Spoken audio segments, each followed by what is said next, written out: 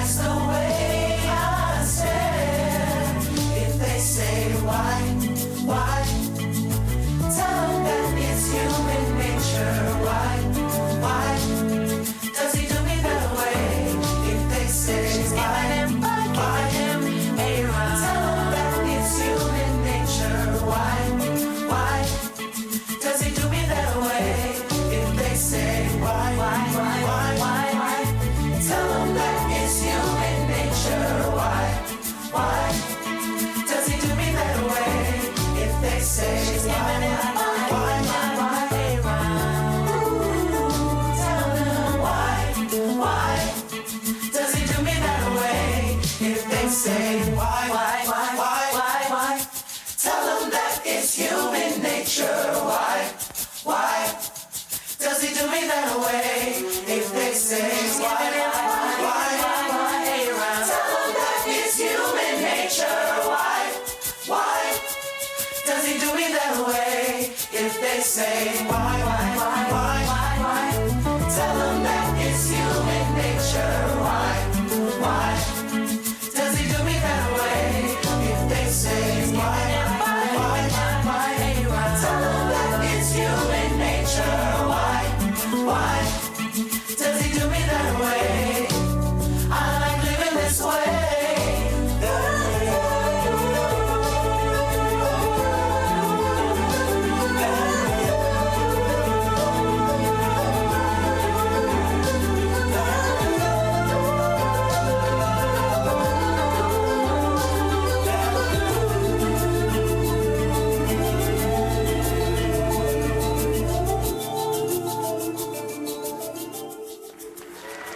From the heart of Atlanta, the King Center presents the 2025 MLK Jr. Beloved Community Awards, honoring those dedicated to driving societal change, making social impact. Tonight's honorees include the largest AIDS HIV organization in the world, AIDS Healthcare Foundation, voting rights advocacy organization Black Voters Matter, Time Magazine 2024 Kid of the Year, Heman Bekele, NAACP Image Award-winning actress Jenifer Lewis, Community Impact Association, Latin American Association, Humanitarian and Philanthropist Laura Arnold, Corporate Philanthropist Mars Incorporated, acclaimed HBCU Morris Brown College, Nobel Peace Laureate Nadia Murad, Tech Innovators PSYONIC, and Wellness Community Serenbe Community, with performances by highly acclaimed ensemble CommUNITY ATLl,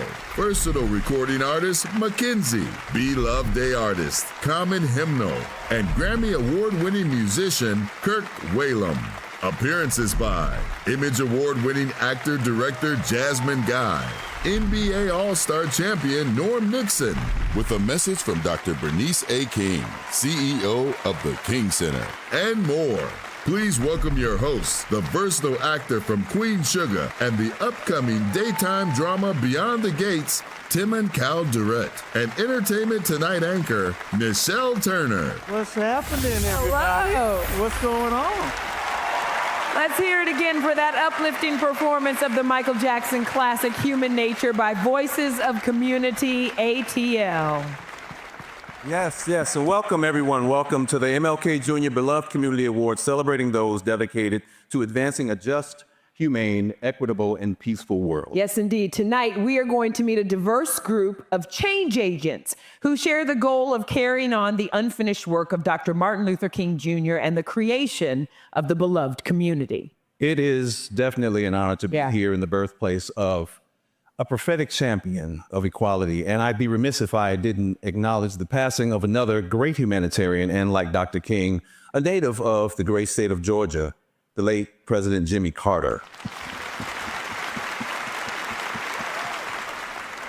And if I might add, I am also equally honored to share the host duties with you, Miss Turner. You look very smashing tonight. Oh, thank you. Thank you. You cut a fine figure yourself, Timon. I know. I'm kidding. No, he's not. No, he is not. I do know. I know a little bit. Every woman in here is like, no, you're not kidding. You're not kidding at all. See, they agree with me. Beloved community family, are you ready for this parade of excellence tonight? Yes, indeed. All right. Then please join us in warmly welcoming the person that's responsible for this evening, global thought leader and visionary CEO of the King Center, Dr. Bernice A. King.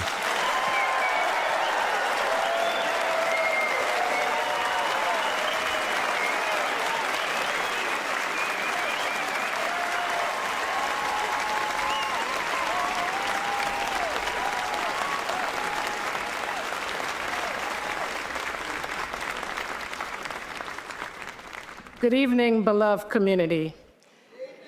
It is truly a privilege to stand before you tonight as we celebrate the 2025 MLK Junior Beloved Community Awards. This evening is a time for reflection, inspiration, and most importantly, action.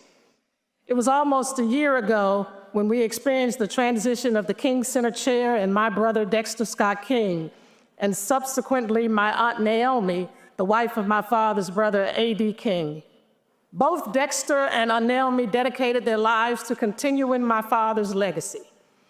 As we commemorate my father's 96th birthday, we also reflect on the centennial life and legacy of President Jimmy Carter, a global humanitarian who, like my father, demonstrated the power of love-centered leadership and moral courage. In these very challenging times, as we face global crises resulting in unprecedented loss of human lives due to militarism, war, global warming, imperialism, and anti-Black racism, as we witness rising inequities resulting in massive poverty conditions due to excessive materialism, corporate oligarchy, selfishness, and greed, as we experience increasing hateful and cruel and decisive rhetoric resulting in grave acts of injustice and unending assaults on people's personhood, as we contend with rampant homelessness, healthcare costs, and income inequality resulting in inhumane conditions, as we watch the erosion of our democratic values leading to feelings of hopelessness, the need for love-centered and courageous leadership has never been greater.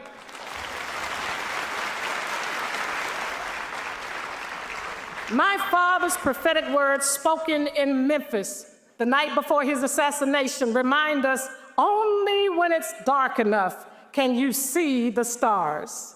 Tonight, we honor the stars among us, our extraordinary honorees who light the way with their courage, commitment, and compassion. Their transformative work illuminates the path laid by my parents, Mrs. Coretta Scott King and Reverend Dr. Martin Luther King, Jr. The work of the honorees we celebrate embodies the essence of the beloved community. Through their contributions, they bring us hope and show us what is possible in a world where many have despaired of believing we can live together as brothers and sisters in our world house. As I often emphasize, the beloved community is not a utopian ideal. It is a dynamic vision where challenges and conflicts do exist, but they are resolved through the pursuit of true peace, which my father said is not merely the absence of tension, it is the presence of justice. Yes.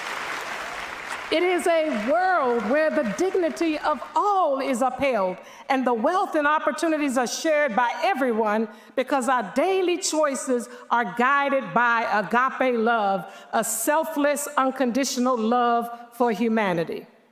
Our theme this year, Mission Possible, protecting freedom, justice, and democracy in the spirit of nonviolence, reinforces that the journey toward the beloved community is both urgent and achievable. My father once said, we still have a choice today, nonviolent coexistence or violent co-annihilation. This choice compels us to move beyond despair, to lean into hope, and to seek solutions rooted in love and justice. And this year holds special significance as we begin a profound journey toward the centennial commemorations of my mother and my father's birth. These milestones are a clarion call to recommit ourselves to the vision of the beloved community, a global society rooted in justice, peace, and unconditional love. And so it is with great excitement that I announce the King Center's official King 100, a bold 5-year campaign commemorating the 100th birthdays of my mother, Mrs. Coretta Scott King, in 2027, and my father, Reverend Dr. Martin Luther King Jr., in 2029.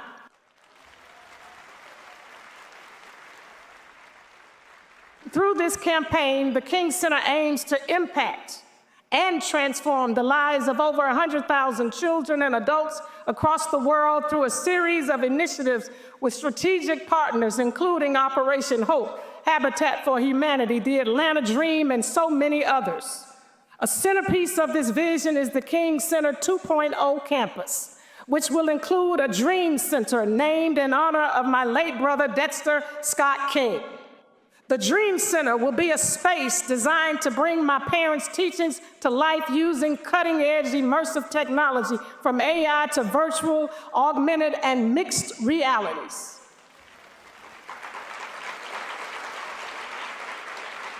Now, as a part of King 100, starting this year and over the next 5 years leading to my father's 100th, we are asking 1 million people to donate $100 to become champions for change. Now, I'm translating that clap to your $100. Contributions can be a one-time gift of $100 or spread over 5 years in $20 annual increments. Together, you will help us create a global epicenter right here in Atlanta for action and transformation, where the beloved community becomes not just a vision, but a shared reality. Now, an event of this magnitude takes a lot of planning, prepping, perseverance, and production by an extraordinary team of professionals. To all those who have poured their heart, soul, time, talent, and resources into this year's Beloved Community Awards, thank you for working assiduously to produce a stellar in-person and streaming event. Let me express my sincere gratitude to our King Center planning team, including our special events team members, project managers, volunteers, event producers, consultants, vendors, award recipients, program participants, and performers. May God richly bless you and keep you. We are also grateful for the support of our amazing sponsors who help us impact and transform lives through Nonviolence 365. For over 2 decades, many of them have partnered with us in advancing the work of creating the beloved community. And for those who have joined us tonight, let me express my love and appreciation for each and every one of you. And I invite you to become a King 100 champion for change by donating $100 tonight. Text King 100 to 44321.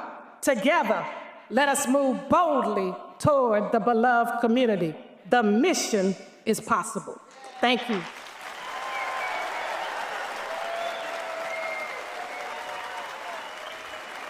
Thank you for your leadership and your service to the beloved community, Dr. King. Another round of applause for her. Mrs. Coretta Scott King once said, "Women, if the soul of the nation is to be saved, I believe you must become its soul." Well, it is time for the Coretta Scott King Soul of a Nation Award, named after the founder of the King Center, Mrs. Coretta Scott King. Here to present it is the pastor of the House of the Lord Church, Bishop Leah D. Daughtry.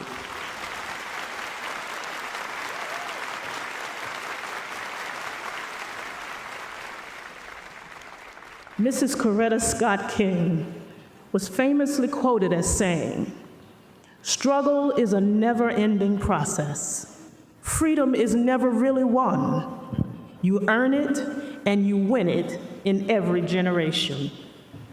No one embodies the credo "out of pain comes progress" more profoundly than our next honoree, Nobel Prize awardee and Nadia's Initiative founder, Nadia Murad.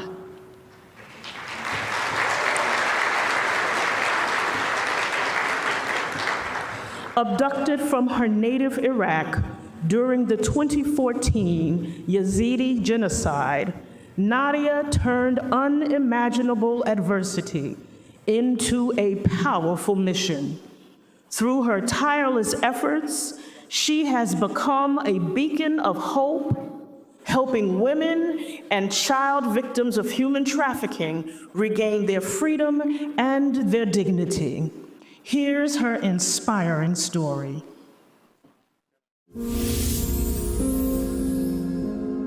When I first started telling my story and talking about conflict-related sexual violence, there was not much attention about this issue that is happening in all the wars that are taking place right now as we speak. In 2014, I was preparing for my last year of high school. I witnessed a genocide, the killing of my family members, and the brutality of being held captive as a sex slave.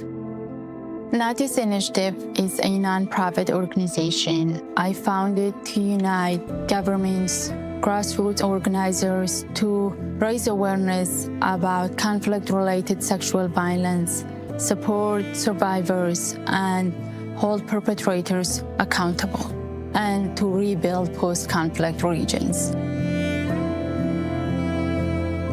I dedicate this award to all the young women like me who were raised in vulnerable communities by strong women. I wish I had the strength of Nadia. Having every reason to withdraw from the world, you summoned the courage to stand up and say, no, no. She became a global voice for justice and dignity and a sense of common humanity. Nobel Peace Prize is recognizing efforts to end sexual violence during wartime. It was awarded to Dr. Denis Mukwege and Nadia Murad. I think it is so important that we find those women who their voices are not heard.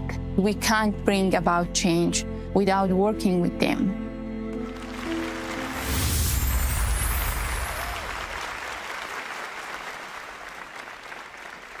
Ladies and gentlemen, brothers and sisters, please join me in welcoming the 2025 Coretta Scott King Soul of a Nation Award to Nadia Murad.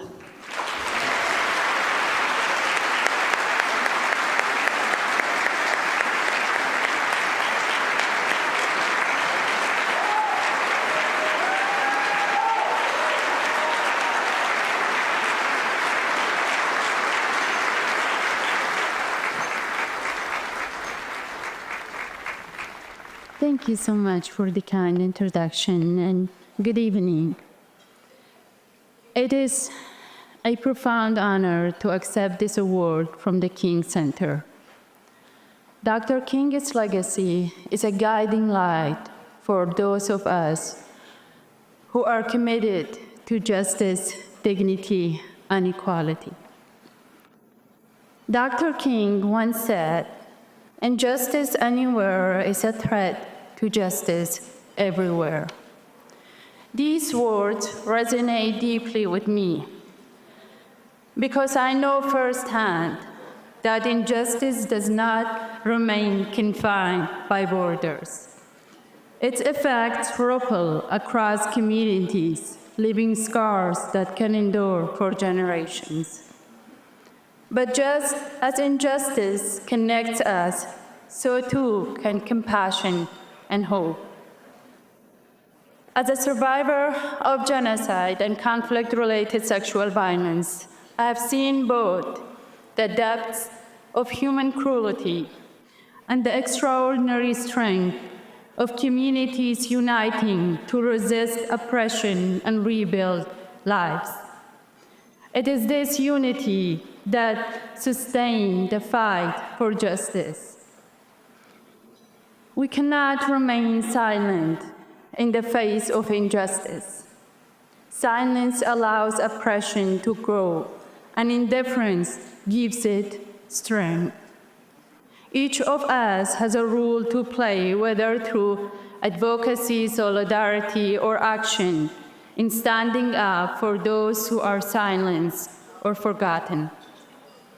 Let us honor Dr. King's vision by standing together to ensure justice wins over injustice and hope conquers fear. Tonight, I accept this award not as a personal achievement, but as a recognition of the resilience of survivors everywhere. It is a call to action to ensure that dignity, equality, and peace become realities for all. Thank you so much.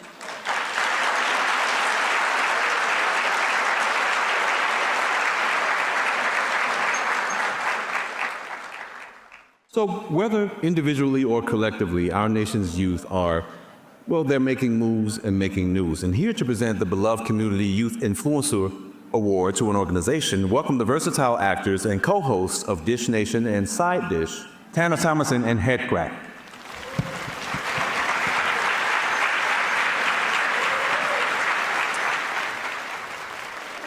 It is great to see all of these youthful achievers at HK. At their age, I was just unlocking the mysteries of my Sony Walkman, you know? Yo, I actually perfected the high-tech art of schooling the tape back in with the pencil. Where the old school at? Y'all know what I'm talking about, right?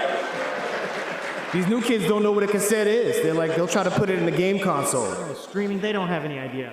And Atlanta's Latin American Association is doing their part to empower the nation's most rapidly growing demographic. Indeed. They're helping young people make important contributions to the fabric of America. Check it out. When Latino families and communities thrive, America thrives. Georgia-based Latin American Association is a driving force in ensuring young people thrive and rise. For over 50 years, LAA has realized the dream to create opportunities for all Latinos, particularly the youth, to adapt and feel empowered while celebrating their culture. CEO Santiago Marquez accomplishes this mission with a hands-on combination of academic mentorship, emotional wellness, and financial assistance for families, but most importantly, influencing young people to believe in themselves. At a conference that we went to, there was this man talking about how he struggled a little bit at the beginning, but then over time he started doing better and better in life because he got wiser from going to different little seminars and stuff. In the future, I'm trying to go to college and then try to become a doctor. He escuchado del programa Unidos in Finance y sé de muchas familias que Latin American Association ha impactado para bien. ¿Qué te puedo decir? Me cambió la vida. Soy relationship banker en Bank of America. Es increíble.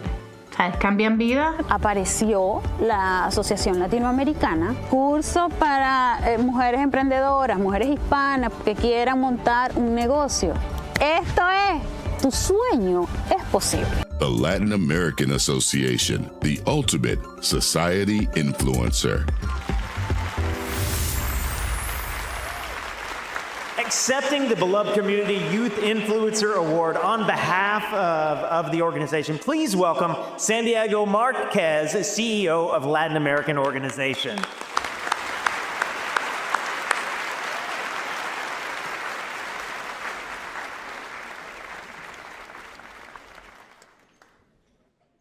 Thank you so much. Wow, I can't believe I'm up here. The LAA is honored and I am humbled to be standing here with you tonight.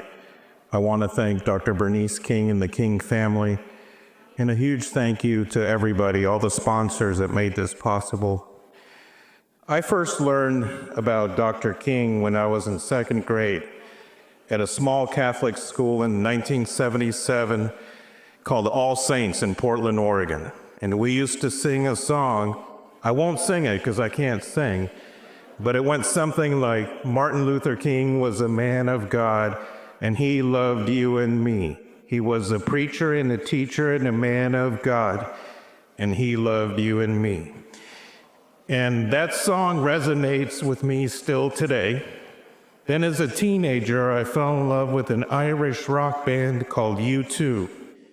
And I saw Bono get an award from the King family. He gave a PowerPoint presentation on eradicating extreme poverty. And that moved me and challenged me to dedicate my life to social justice and social services. They actually wrote a song, Pride in the Name of Love, for Dr. King. So Dr. King has changed my life and has inspired me and hundreds and thousands of others to dedicate our lives to social services and social justice. Thank you so much. God bless you.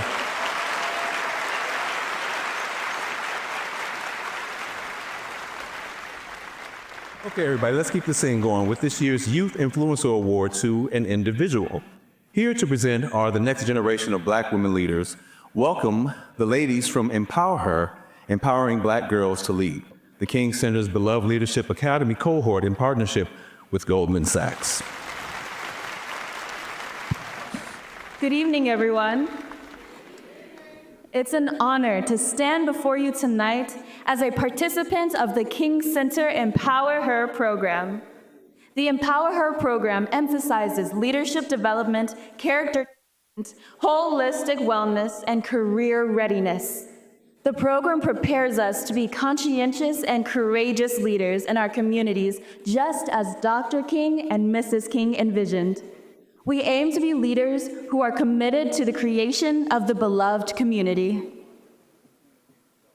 Through this program, we develop leadership skills that will help us shape a more just, equitable, and peaceful world. We are proud of this journey, and tonight we are excited to honor one of the most inspiring leaders of this generation. Yes, like tonight's youth influencer, Heman Bekele. Heman, Time Magazine's 2024 Kid of the Year, is a change maker who has developed a groundbreaking treatment for skin cancer. Let's take a look.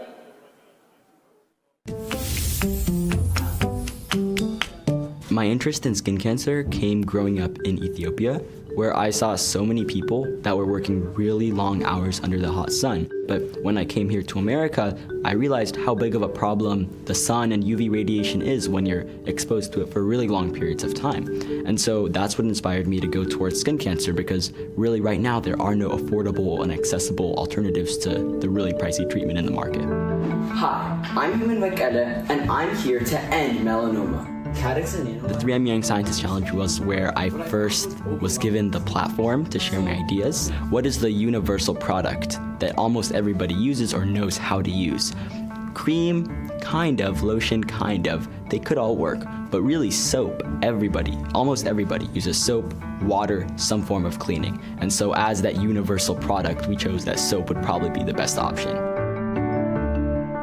So the purpose of the lipid-based nanoparticle is it wraps around the drug itself, which is imiquimod. And so once the nanoparticles are loaded with that drug, what happens is the bar of soap goes onto the skin, the water would wash the soaps and suds away, but then the drug would stay on the skin at a very molecular level.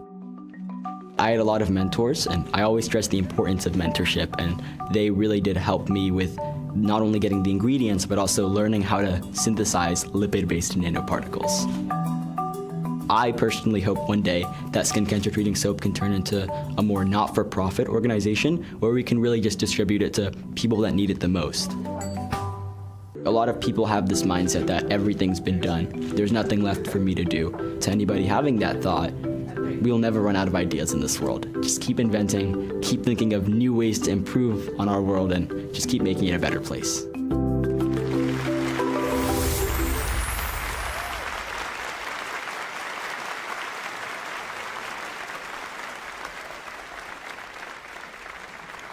Though Heman is not able to join us in person tonight, we are honored to accept this award on his behalf. Here's Heman with a few words of his own. Hello, everyone. It is a true honor to accept this significant award. dedicated to the legacy of Dr. Martin Luther King Jr. today. I am humbled and moved by this recognition of my contribution, however small, in the pursuit of the legacy and dream of Dr. King, a symbol of dedication and firm faith in justice and equality for all. I stand here today because of Dr. Martin Luther King Jr.'s lifelong commitment to equal access for all, for which I am eternally grateful. I believe in my generation of youth to dream high, carrying his example to make our dreams and make the world a better place. Let us all continue to be inspired by his legacy to create a world where everyone has equal access to reach their maximum potential. My journey of invention was a result of the incredible support from my parents, from my family, and from my teachers, who cultivated my curiosity and passion for science. I am extremely grateful for the opportunity to use my full potential and to make my dreams a reality. I am determined to continue with my curiosity and passion to improve healthcare and to make it accessible and affordable for all members of society. Thank you so much again. It is an incredible honor for me to be here. It starts with me shifting the cultural climate through the study and practice of Kingian nonviolence. This was the King Center's theme for 2024, a year that began with education, service, inspiration, and celebration in honor of Dr. Martin Luther King Jr.'s 95th birthday. In 2024, the King Center reached over 100,000 youth nationally and 8,000 globally. 46 students, including 20 international students, successfully completed the 2022 to 2024 Beloved Community Leadership Academy cohort. 55 young women embarked on their journey with the Empower program, a Beloved Community Leadership Academy program sponsored by the Goldman Sachs 1 Million Black Women Initiative. Me coming here today, I've learned how to present myself in a business setting. We were on mission and shifting culture in 2024. 150 City of Atlanta interns were equipped by our Nonviolence 365 Leadership Development Workshops. 500 Global King Center Institute students enrolled in the Nonviolence 365 online masterclass. Dr. King's philosophy and his work plays a key role in the current work that I'm doing because fighting child poverty, especially in Africa, is not easy. We were excited to announce the Emerging Dreamers College Student Roundtable and Program launch in partnership with the WNBA's Atlanta Dream. I feel like all of us together owe it to Dr. King and to the King Center for putting this program together. With the sponsorship and partnership of Microsoft, the King Center advanced the digitization of its archives, which, along with its library, comprises the largest repository of primary source materials on Dr. King and the American Civil Rights Movement. This year, we showcased our beloved community culture. We led the way in transforming the landscape with our courageous conversations. 1,004 volunteers dedicated a remarkable 7,565 hours of their time. I want to really, from the bottom of my heart, thank all the teachers, all the volunteers, all the sponsors, everybody that have something to do with it, and the world will change because of what you're doing. Now, more than ever, we need Dr. Martin Luther King Jr.'s beloved community worldview, love-centered nonviolent strategy, and global perspective. You have a responsibility to continue the freedom struggle in the world.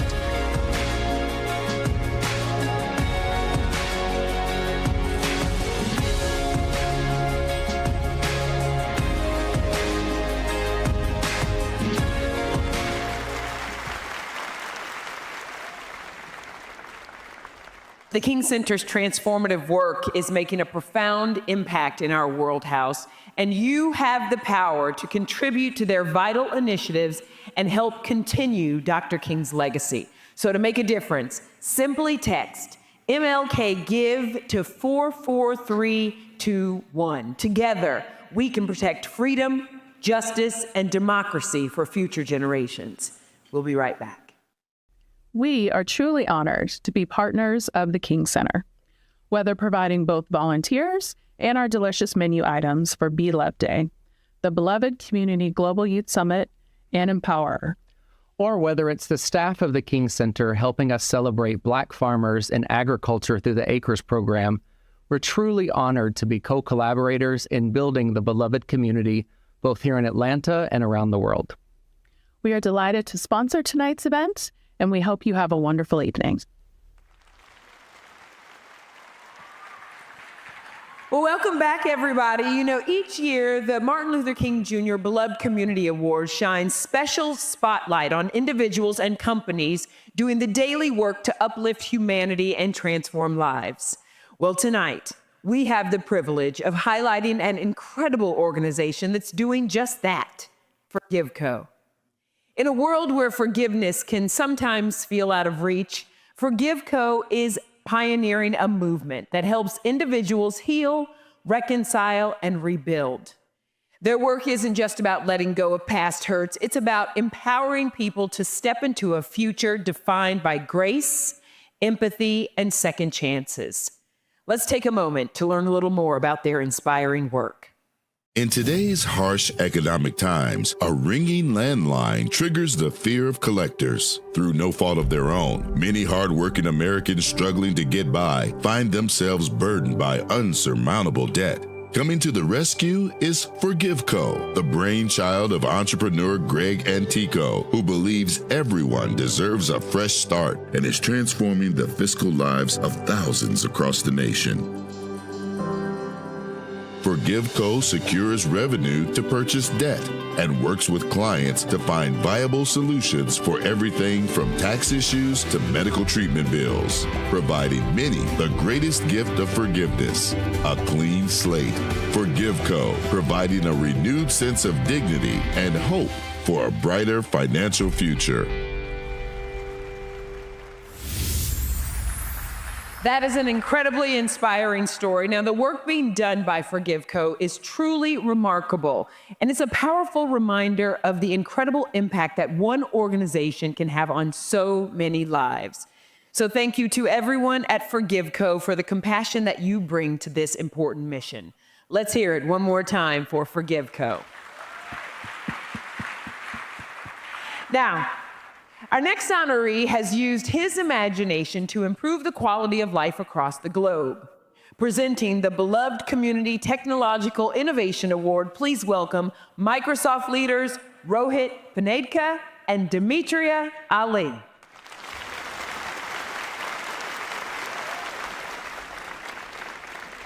Good evening. We are genuinely proud to be here to honor an innovator who symbolizes what I call RI. Reality intelligence. Dr. Adil Akhtar has developed game-changing technology that has anything but artificial. Through robotics, he's affording hundreds of thousands of life-altering gifts with a very human touch. Let's take a look. Neuroscientist and engineer Dr. Adil Akhtar has engineered a transformative tech revolution that provides the differently abled a helping hand. As the founder and CEO of bionics company PSYONIC, Akhtar created the Ability Hand, giving the gift of a fully realized lifestyle, inspired by those who are less fortunate. This is something I've wanted to do ever since I was 7 years old. I was visiting Pakistan, and that was the first time I met someone with a limb difference, and she was my age, missing her right leg, using a tree branch as a crutch, living in poverty. And that's what inspired me to want to go into this field and make advanced bionic limbs that were affordable and accessible for everyone. Akhtar has turned science fiction into science fact. He and his team of Ability Avengers crafted technology that goes well beyond the notion of an artificial limb. It provides full mobility and the sensation of human touch.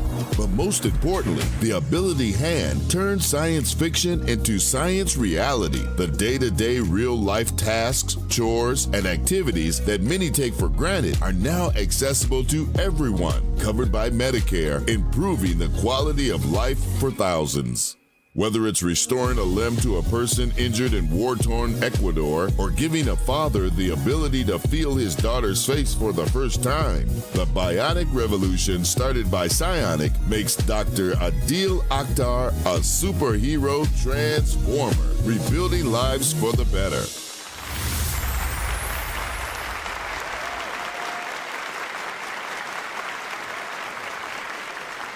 Let's welcome the 2025 Beloved Community Technological Innovation Awardee, Dr. Adil Akhtar.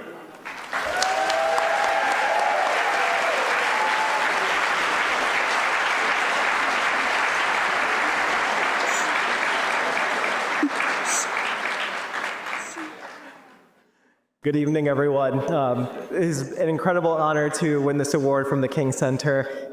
Dr. King's vision of an inclusive and equitable future has always inspired us.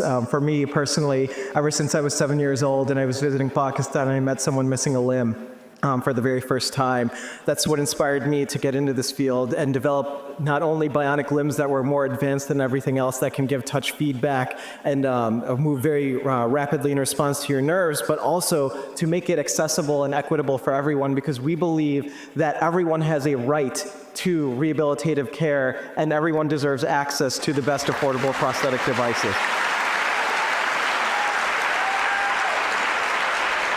And we can only hope that through this award, it reaffirms our commitment to inclusivity and the diversity needed in order to make a more equitable community and a beloved community for everyone. Thank you for this award.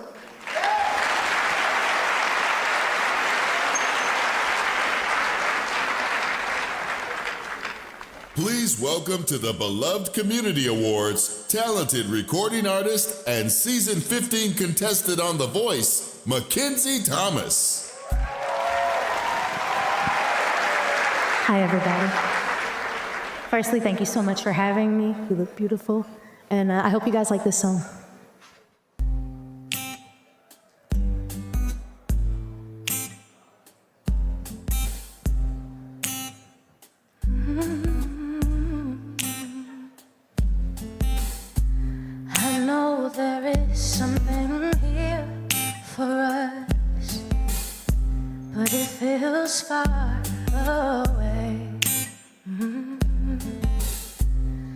Just wanna find a shortcut so I can see the day.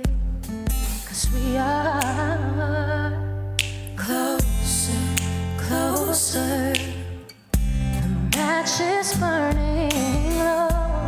I can't let go. How long can I wait for something beautiful? The fire's turning cold. I wanna feel you close. I want someone to hold, something beautiful. You've been distant, burning bridges again. It's hard to get to you. I want kisses, but get scars instead. What else can I do? 'Cause we are closer, closer, closer. The match is burning low. I can't let go. How for something beautiful? A fire's turning cold. I wanna feel you close. I want someone to hold, something beautiful. Oh, when the smoke clears, I'll let go. When the smoke clears, I'll let go. When the smoke clears, I'll let go. When the smoke clears, I'll let go, let go.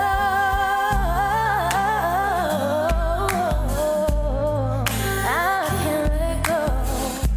How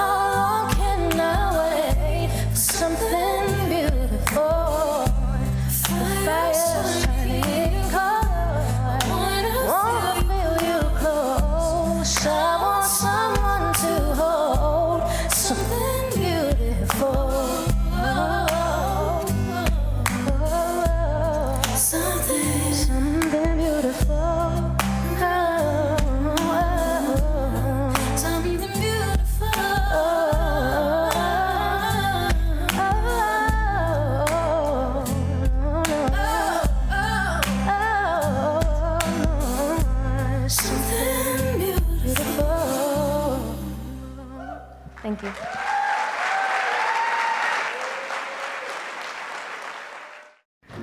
I miss you. When you think about it, Are you coming home? I'll be there when you wake up. half the trips the world takes are trips home.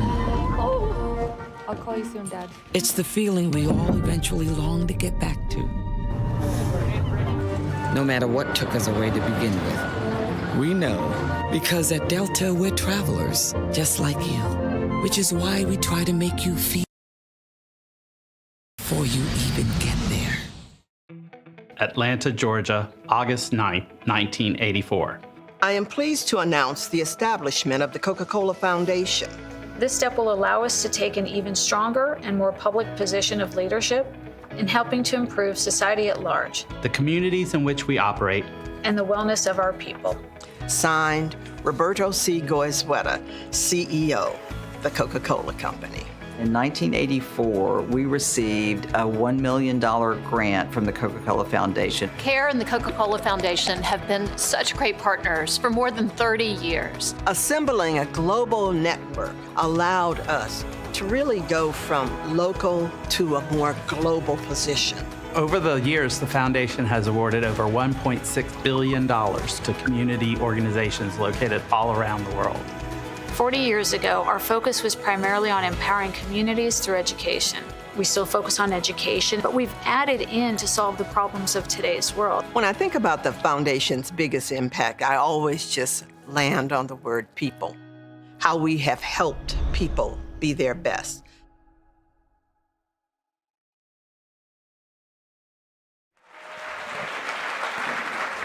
Okay, here to present our iconic Beloved Community Social Justice Award is an icon in his own right. This brother is a two-time NBA champion all-star from the legendary Showtime Los Angeles Lakers. Ladies and gentlemen, please welcome to the stage, Norm Nixon.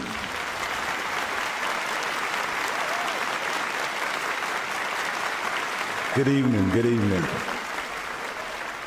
I'm a Macon, Georgia boy too, just so you guys can know. I'm from Macon. That's right. I'm proud to be here to present the next award to an organization that's near and dear to my heart. It's Los Angeles-based AIDS Healthcare Foundation. It's right. It's not just making a difference, it's transforming lives. With their unwavering dedication, they provided critical support to over 2 million people worldwide, and they're in 47 countries. Let's take a look at their incredible work.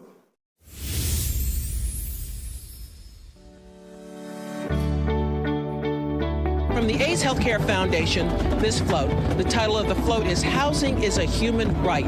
It addresses the issues of affordability, gentrification, as well as homelessness. AIDS Healthcare Foundation is here to protest the dirty deal that the pharmaceutical industry roped into the National Association of Community Health Centers, so we have to stand for what's right. Today we're opening our newest Food for Health pantry at the VFW Post 5867. We're giving without wanting anything in return. Congratulations to AIDS Healthcare Foundation for reaching 2 million lives under care. And for that, 1 million is in Africa. The extraordinary efforts is a beacon of hope and health for the communities affected by HIV and AIDS. These kind of organizations are changing the landscape of nonprofit organizations, and we want to be able to support them in not only raising the funds, but matching them. No, the best part of my job is when I meet a new patient, and a new patient is really in a bad situation, then I meet him again in 3 months or so, and I see that he's thriving. The mission, what we stand for, we're always fighting for the little guy. We give a voice to the voiceless. We do a lot in the community. I don't see anybody else doing it better than AHF. AHF is so very pleased to bring our World AIDS Day celebration to Miami, and we won't quit until we have taken care of the last person who is in need.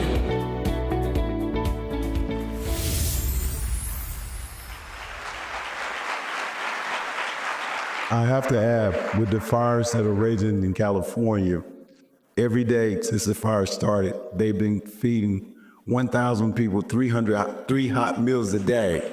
It's just exception, so let's applaud that. So let's hear it for the Beloved Community Social Justice Award, AIDS Healthcare Foundation. Accepting for AIDS Healthcare as one of the board members, Ms. Cynthia Davis.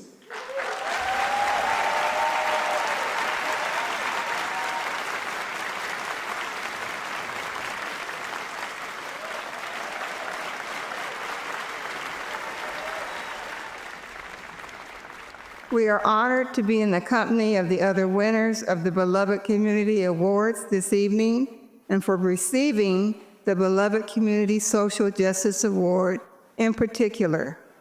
Martin Luther King Jr. was a visionary, a man of grace, moral courage, vision, tenacity, and wisdom. God was at the head of his life, and he had a lifelong partner, Mrs. Coretta Scott King, who stood with him steadfastly in times of triumph as well as in times of despair. We want to give our heartfelt thanks to Dr. Bernice A. King and members of the King Center to be honored with this award this evening. The Beloved Community Social Justice Award gives acknowledgement of our global social justice and health equity initiatives, as well as our client-centered direct service programs, not only in the HIV arena, but our work and advocacy surrounding global public health policies and issues. We join as partners with Dr. Bernice A. King and the King Center to carry on the legacy of Dr. Martin Luther King Jr., who will be celebrating his 96th birthday on Monday in the areas of nonviolence, social and economic justice, health equity, and world peace. Again, thank you from the bottom of our hearts. I would like to acknowledge AHF board members who are present tonight. President of our board of directors, Mr. Bill. Treasurer of the AHF board of directors, Mr. Steve Carlton, Mr. Jamie Hopkins, board member, as well as senior managers who are here with us, Ms. Anita Castile and Ms. Tracy Jones, and AHF staff member Amara Candidi, who is based in Atlanta, and all other AHF staff present. Thank you.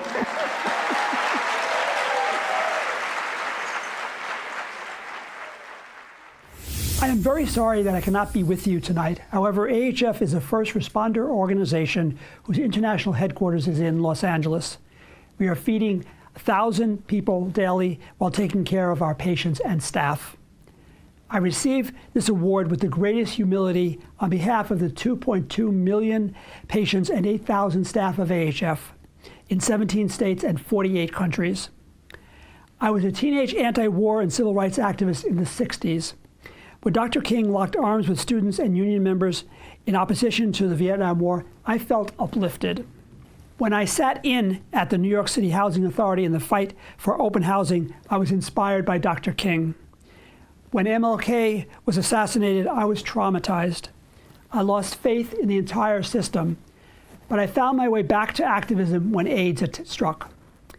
As Martin taught us, we seized the moral high ground and focused on helping those most in need, and through bearing witness, we made huge progress. In recent times, we used an image of Dr. King to say AIDS is a civil rights issue. We knew that the King family understood that health disparities were fundamentally based on class, race, gender, and sexual orientation.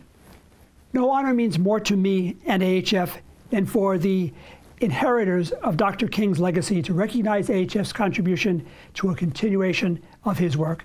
Thank you.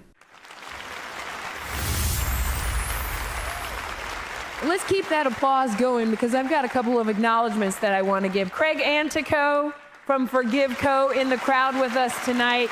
Craig, we thank you very much for all of your service. And I just don't know, is it just me or is the inspiration and the energy in here really electric tonight? I don't know if you guys feel it, but I do. That's right, I hear the mother of Black Hollywood out there right now saying it. I see you, Jenifer. Well, let's keep this inspiration going tonight with tonight's Beloved Community Civic Leadership Award. Presenting this year's award is the Executive Director, Center for Civic Innovation, Rohit Malhotra.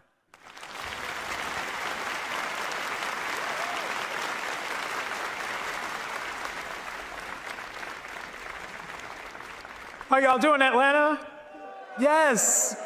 I'm so excited to be here. Before I even say anything, I think like my favorite aunt from Fresh Prince is here, which is very exciting. And also, when I was a kid, my mom used to tell me a story about how Dr. King used to communicate with an Indian man that ended up being Mahatma Gandhi through a bunch of letters. And today, when I get to text with Dr. Bernice King, I like to think that I'm an Indian kid who has a friend named Dr. King. So that feels very nice and very warm, and I'm so grateful to be here.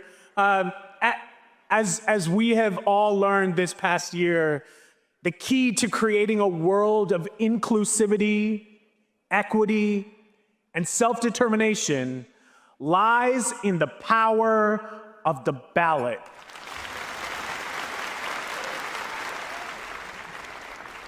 It is very easy to talk the talk. Folks like to talk. But this Atlanta-based activist group, Black Voters Matter, I'll say that again, Black Voters Matter. I said this Atlanta-based group, Black Voters Matter, is not just talking the talk, they're walking the walk. And they are on a mission to encourage everyone to exercise their inalienable right. Let's take a look. Speaking truth to power. For some, it's a mere phrase. For Black Voters Matter, it's a mandate, a mission, and an essential life-saving tool. This Atlanta-based grassroots organization, co-founded in 2016 by LaTosha Brown and Cliff Albright, is focused on increasing electoral awareness in marginalized, predominantly Black communities. Through voter registration, get out the vote initiatives, and educating the public on how to advocate for the issues vital to their survival. At a time when you got a lot of discussion around, well, what are Black voters going to do, and what are Black youth going to do, and what are we feeling, and are we sure that folks are going to come out and vote? They're not really motivated. Part of it is an internal call. It's a rallying cry saying, look, y'all, we fight back whenever we've been up against odds, whenever we've been under attack, whenever we were feeling taken for granted. In all of our history, our response has never been to just sit out and to be quiet. We fight back. It's real simple. Are you speaking life into our people, or are you just constantly, literally talking about the negative? We don't need nobody else telling us how bad stuff is. You think we don't know? I'm living a Black life. Black Voters Matter is all hands on deck, and Tim's on the ground, and they get results. Their efforts played a key role in flipping the state of Georgia in the 2020 presidential race. And while results aren't always perfect, Black Voters Matter serves to remind us that no positive result is achieved if we don't continue the fight, and that we can't stop, won't stop.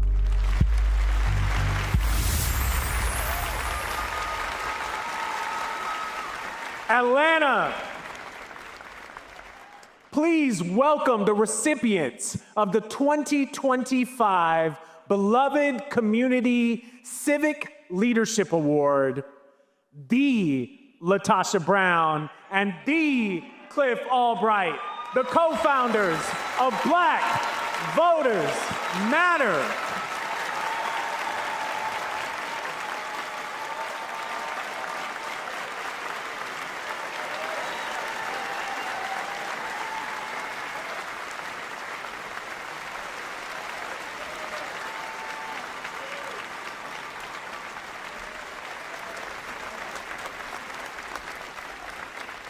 Wow.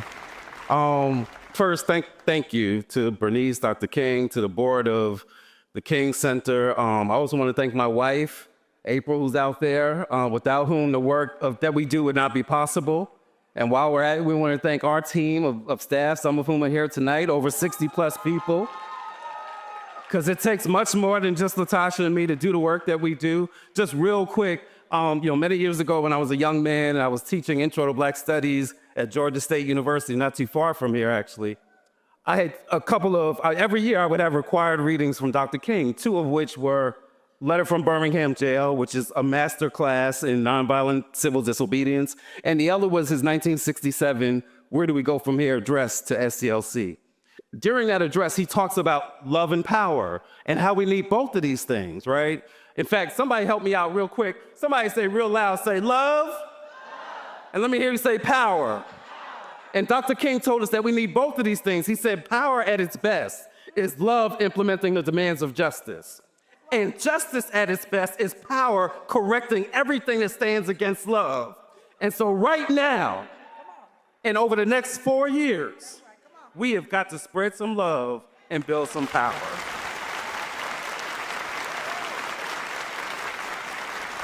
By and by, Lord, when the morning comes, all of the saints will come together as one. We will tell the story, how we overcome, and we'll understand it better by and by. I see some of y'all went to church. I really wanted to sing that song because right now in this moment, I'm gonna be honest, I don't understand. I don't understand a lot what is happening, but this is what I know for sure. What I know for sure is that we can literally create the kind of world that we desire and that we deserve if we lean into a well that never runs dry, a well that is literally flooded with love, that at the end of the day, we talk about love as is something outside of ourselves instead of something that we can generate. See, I can see the evidence of love from companies on how they treat their employees, how you treat your customers and your clients. I can see love when you're a doctor and really the way that you're giving medical services is that you care about the human being, not about what kind of insurance they got or where they live. I can tell about the love you have if you are an elected official and you understand that we're not in service of you. You ain't a king, that you are in a position because you're supposed to serve the people. So I know a little bit about love. That is the well that never runs dry. So in this moment, the next 4 years that we have, the next decade, we can sit here and act like things are normal, but they are not. And it's not honest for us to stand in a space and just act like this is about a political party. I don't care if you're Republican, I don't care if you're Democrat, I don't care if you're a libertarian. It will not be our politics to save us. It will be our humanity. And if we believe that, this is the moment not to be quiet when you see injustice, not to be quiet when you see racism, not to be quiet when you see oppression. This is the moment that we are asked to be the beloved community and the love stand from inside out. Thank you. Black voters matter.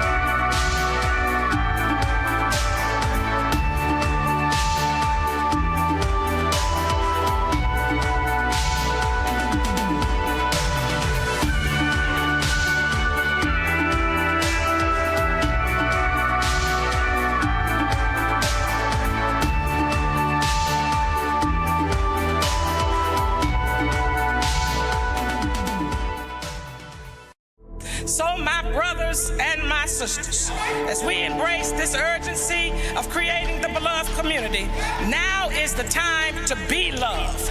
Love means understanding, redemptive goodwill toward all which seeks nothing in return. So be love by implementing the demands of justice to eliminate the school to prison pipeline that has so many black children entrapped. Be love by correcting voting policies that seek to suppress the votes of millions of black and brown people.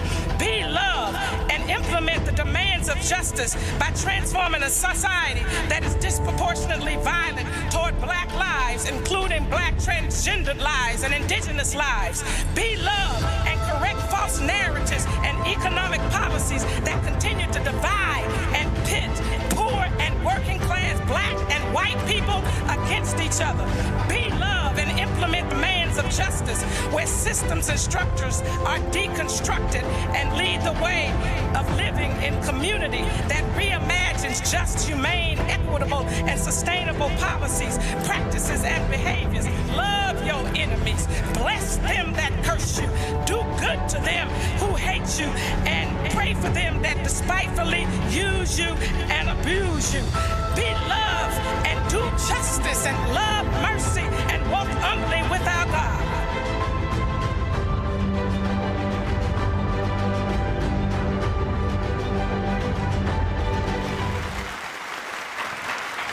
Okay, ladies and gentlemen, the video that you just watched represents a very special collaboration.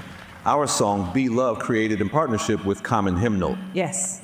The anthem speaks to the heart of what Be Love Day is all about, embodying the transformative power of love in action and standing as beacons of hope in our communities.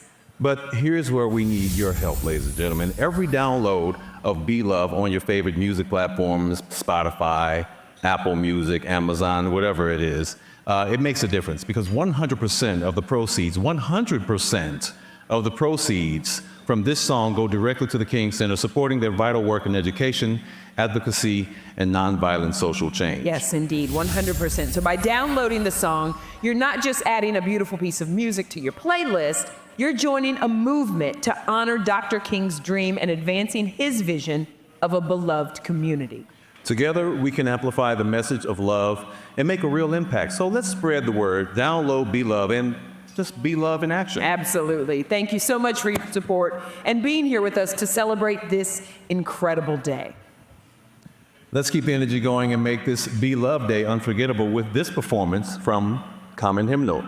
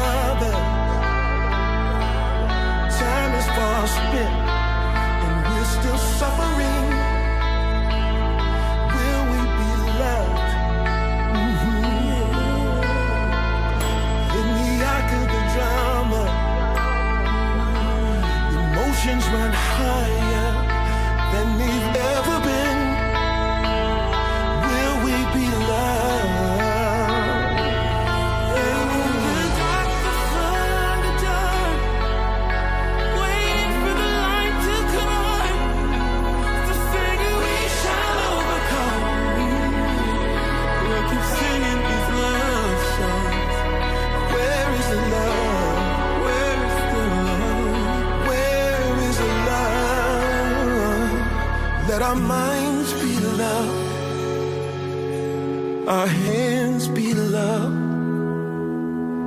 our hearts be love, be love. Sing it with us one time. Our minds be love, our hands be love, our hearts be love, be love. Come on, y'all, with the band.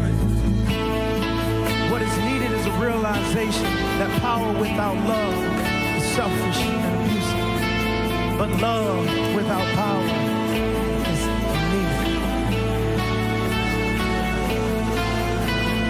Power is love implementing the demands of love. Justice is love correcting everything that stands against love.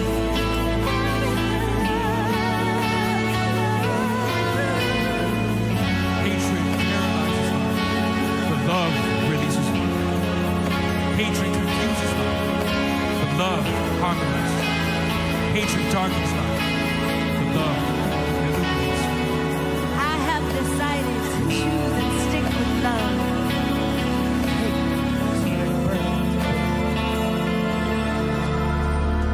Let our minds be love, our hands be love, our hearts be love,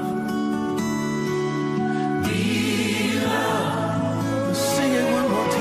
Our minds be love, our hands be love, even our hearts be love. Yeah. Be love. Let our minds be love, our hands be love, our hearts be love. Be love. Let our minds be love, our hands be love, our hearts be love. Be love. Let our minds be love, our hands be love, even our hearts.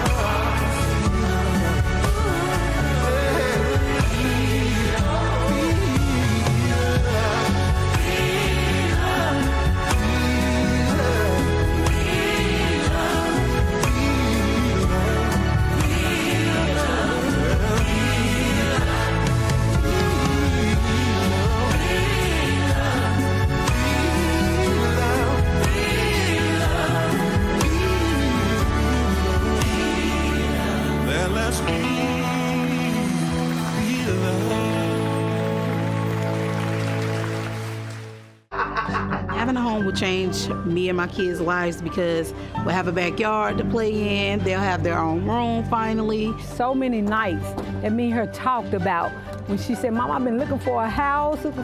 I can't find a safe place for my kids to lay their head. I felt amazing when I received the news of getting a home because I know that all my hard work is finally paying off. 1, 2, 3.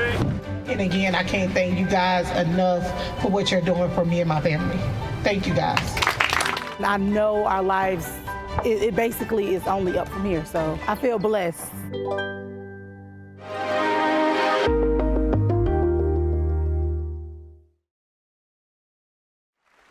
Okay, welcome back to the MLK Junior Beloved Community Awards. Now, Dr. King was a visionary who understood that the fight for environmental justice is inseparable from the fight for human rights, a principle that is at the heart of the Beloved Community Environmental Justice Award. Presenting this year's award is the president and CEO of the Captain Planet Foundation, Lisa Carter Jones. Good evening.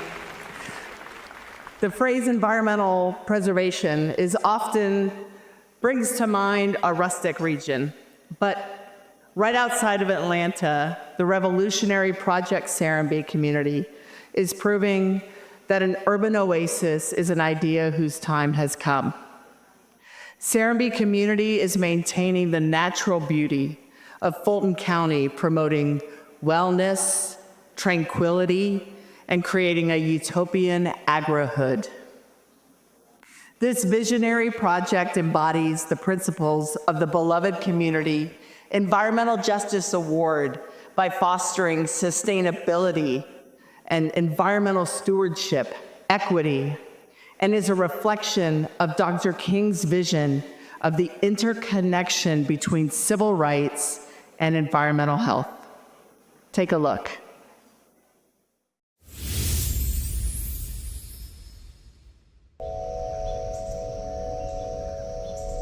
When we started doing Serenbe, everyone thought we were crazy. Who've ever heard of having a little urban village out in the middle of the forest? Serenbe is all about common sense ways to develop places for us to live and how we can interrelate with nature and with each other in a meaningful way.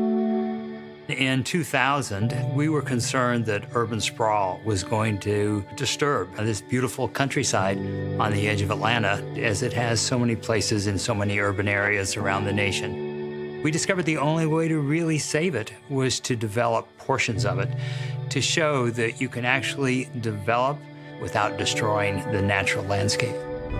Serenbe is very different than a lot of communities that are being developed with only a focus on how it's built. We are looking at the total integration. It just takes thought and determination to live a healthier lifestyle that's more connected with one another and with nature.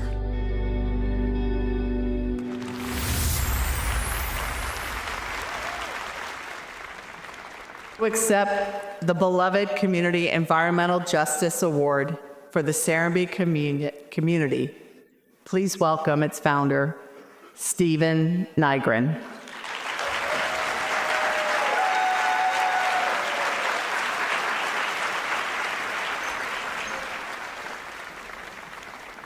Dr. Bernice King, thanks to you and the MLK board for recognizing that Serenbe is far more than just homes and businesses on South Fulton County.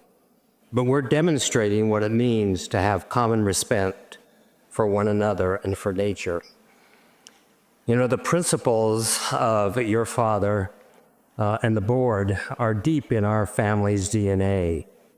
My mother-in-law, Margaret Lupo, in the 60s was one of the few restaurants that refused to have segregated seating in her restaurant, Mary Mac's. My wife, Marie, is here today. When I founded the Peasant Restaurants in the 70s, we were one of the few restaurants that were recognized with equal opportunities and compensation, irregardless of race, gender, or sexual orientation. And it was during that time that I developed a deep friendship with Andy Young, and so it was a pleasure to sit tonight on the couch with his daughter, Andrea.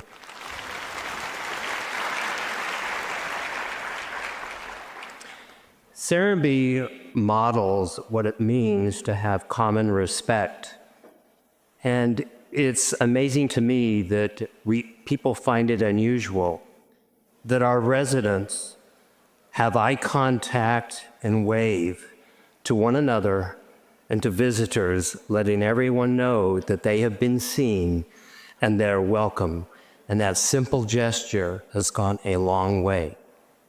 We've also dealt with a lot of more complicated issues in agriculture and some of the tough conversations, and through the arts, because in the arts you can deal with people through their heart rather than logic of their mind.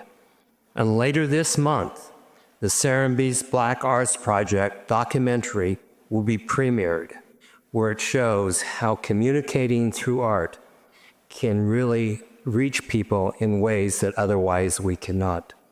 So on behalf of the many programs and the many peoples that help demonstrate what it means to have common respect in this difficult times when we expect more out of our governments and our corporations, remember that if we could just each deal with our own backyard where we have influence and focus there, we can change the world because all of our backyards join. Thank you.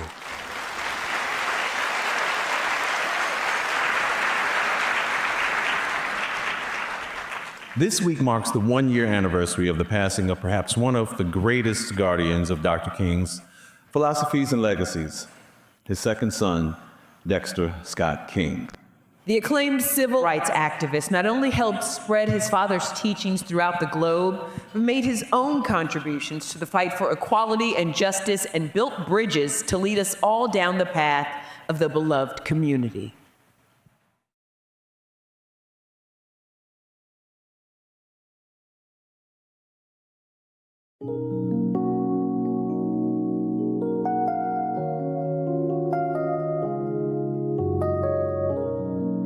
Dexter Scott King, the youngest son of Coretta Scott King and Dr. Martin Luther King Jr., an activist, a husband, a brother, a servant leader, board chairman and former CEO of the Martin Luther King Jr. Center for Nonviolent Social Change.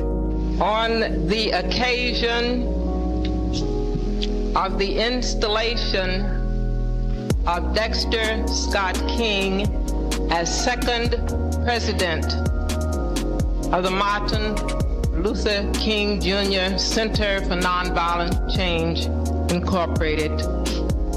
We're very happy and pleased that each of you have come to be with us and share this momentous and historic occasion. And so, with my fullest confidence, faith, and support, it is that I pass the torch of leadership to you. I remember the day 2 years ago when we sat down as a family and talked about the one who would assist and ultimately succeed Mother. We all sort of sat uncomfortably in our chairs and looked away from ourselves to another. I could see Marty looking to Yoki saying, "Is you the one?" I could see Yoki looking to me saying, "Is you the one?"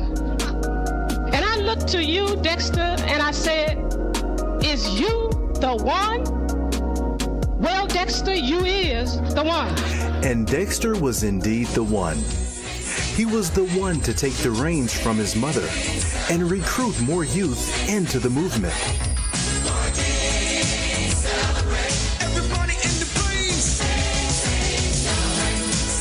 He was the one to executive produce the first King holiday song that featured numerous R&B and hip-hop artists. Dexter Scott King was also the one to interview James Earl Ray, to collect information, and to look in his eyes and get answers about his father's assassination. I just want to ask you, for the record, did you kill my father? No, I didn't. No. I want you to know that I believe you and my family believes you. He was also the one to discover the government's unethical involvement in Dr. King's life. Most of all, he was the one to protect his family's legacy. We stand accused of profiteering by charging standard reprint fees and receiving royalties from my father's copyrighted speeches and essays and books. If that is profiteering, then every author who ever lived is guilty of the same crime. You are irrevocably committed to making the King Center the West Point of nonviolence training. When people ask, what does Dexter want? Dexter wants to serve. Dexter has to serve because the triple evils of poverty, racism, and violence are still among us. And today, we need a new nonviolent army. An army that's mighty without missiles, real without rockets, brave without bullets, trained in living and loving and not in hating and killing. And this army needs young generals and young soldiers. You are the general in this army. So to all of you young people out there who want to know about this nonviolent army, I have to tell you, I'm going to come to you and I'm going to draft you. I'm going to be like Uncle Sam. I'm going to say the King Center wants you. Because what it's really all about is home. This is home for me. Uncle Joe, I've marched down Auburn Avenue. I'm home. Mother, 21 years ago, they slayed the dream. But today, they must have forgotten that he had a son because the dream lives on. I'm home.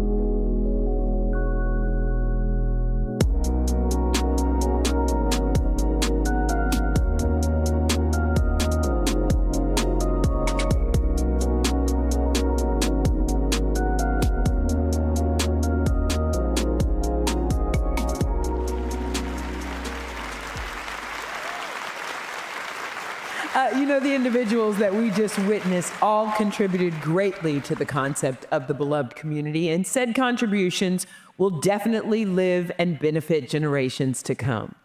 Dr. Bernice A. King shared the King Center's 2025 theme, Mission Possible, protecting freedom, justice, and democracy in the spirit of nonviolence. This theme underscores the vital importance of those who create pathways to academic excellence. Their efforts are crucial in guiding us all down the road to freedom, understanding, and true community. Indeed, and in that spirit, it's time to present this year's Christine King Farris Legacy of Service in Education Award, named for the late civil rights activist, educator, and sister of Dr. Martin Luther King Jr. Here to present is the daughter of Christine King Farris and niece of Dr. Martin Luther King Jr., King Center board member, professor, author, and civic intellectual from Spelman College, Dr. Angela Farris Watkins.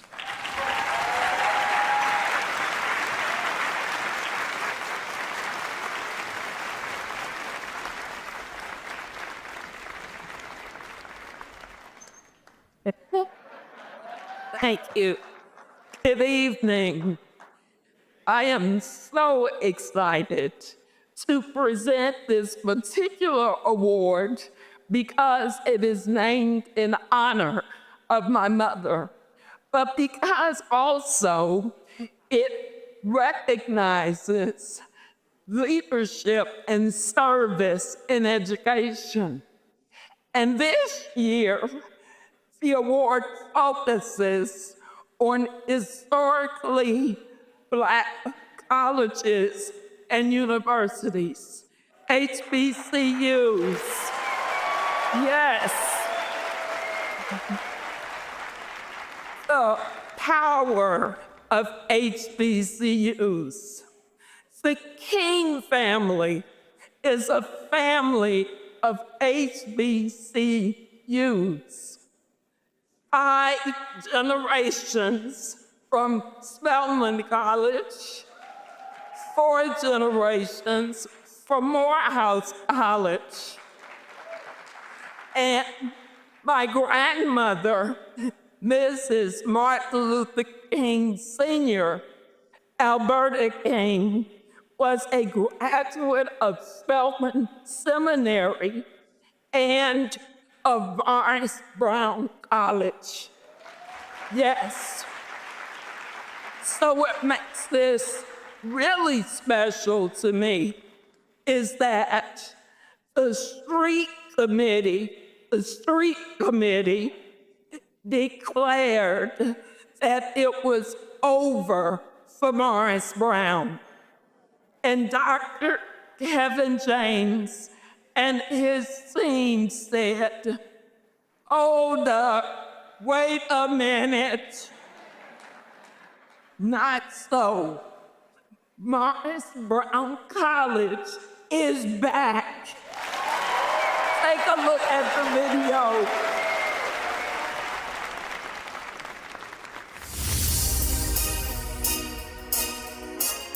The saga of Atlanta's Morris Brown College is one of recovery, redemption, and rising from the ashes to march towards a brighter future. Founded in 1881, named for the pioneering second bishop of the African Methodist Episcopal Church, this iconic HBCU was the first institute of higher learning fully owned and operated by Blacks in the state of Georgia, serving as a beacon of enlightenment and empowerment for generations, with notable alumni from civil rights activist Hosea Williams to jazz artist Gene Carnes, all contributing to the college's decades of excellence. Until an unfortunate 2-decade period of financial mismanagement, governmental neglect, and loss of accreditation left the once proud Morris Brown campus a brain trust lying in waste. Enter successful education leader and business person Dr. Kevin James, determined to turn the tables for Morris Brown's future for what he dubbed the hard reset. The first thing that I had to do was I had to get people to believe. How did I do that? Social media. By spreading the word with the aid of the beloved community and inspiring students to invest in themselves, James helped restoring Morris Brown to its former glory, going from an all-time low enrollment of 20 to winning back its accreditation with now over 300 undergrads. With a $30 million endowment from the state legislature and national recognition for their efforts, the administration and students of Morris Brown College are now back in the game, the most important game of getting Black excellence in the end zone of victory.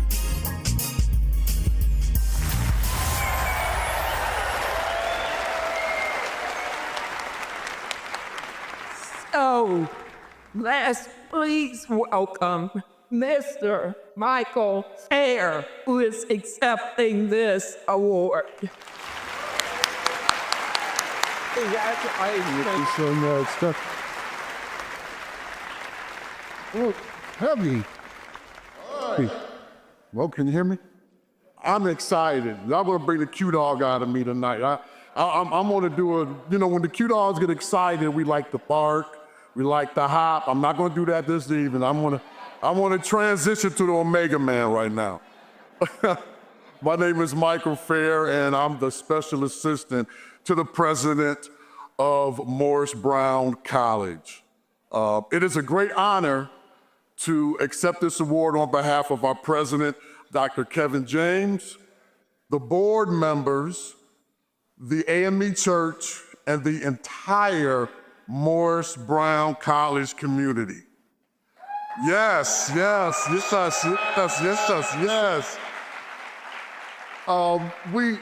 We greatly are thankful and appreciative to the King Center for this prestigious recognition. To God and truth, thank you and have a great evening.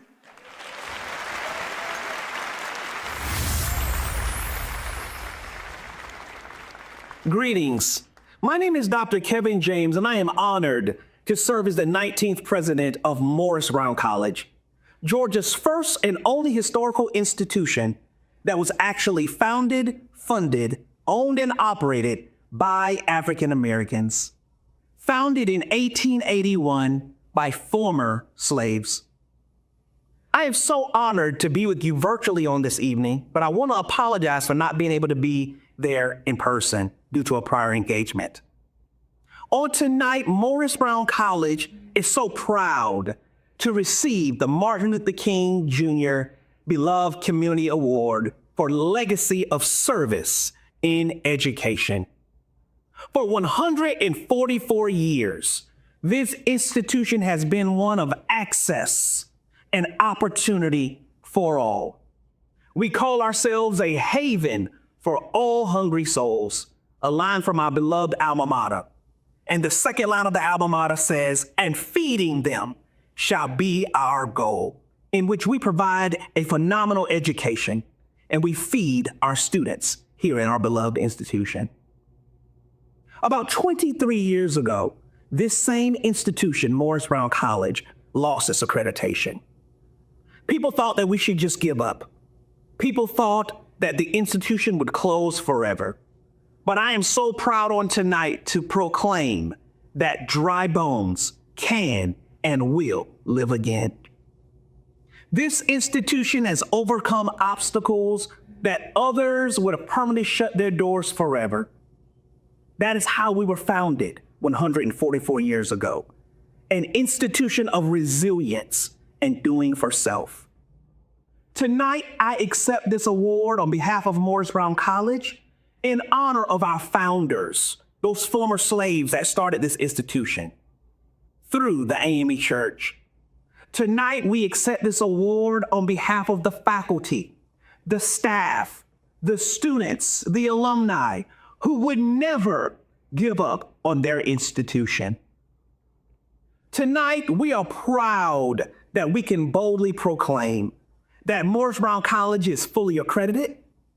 We have our federal financial aid reinstated. We have our veterans benefits reinstated.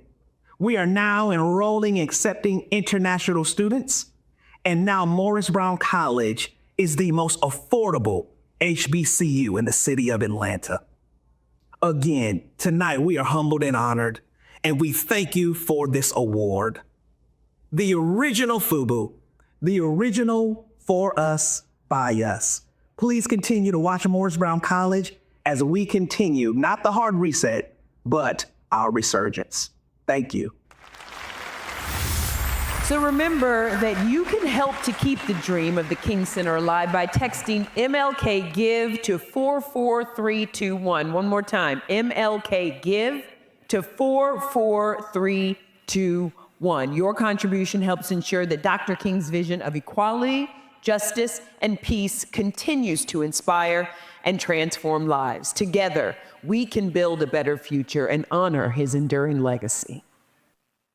The King Center, founded by Coretta Scott King, is the official institution of Dr. Martin Luther King Jr.'s legacy, championing and developing nonviolent leaders. In 2024, we impacted over 100,000 youth, equipped 150 interns, and trained over 2,000 leaders in nonviolent strategies. Join King 100 as we build King Center 2.0, empower 500,000 youth, and train 1 million individuals on Nonviolence 365. Join the movement at thekingcenter.org. Text MLK Give to 44321.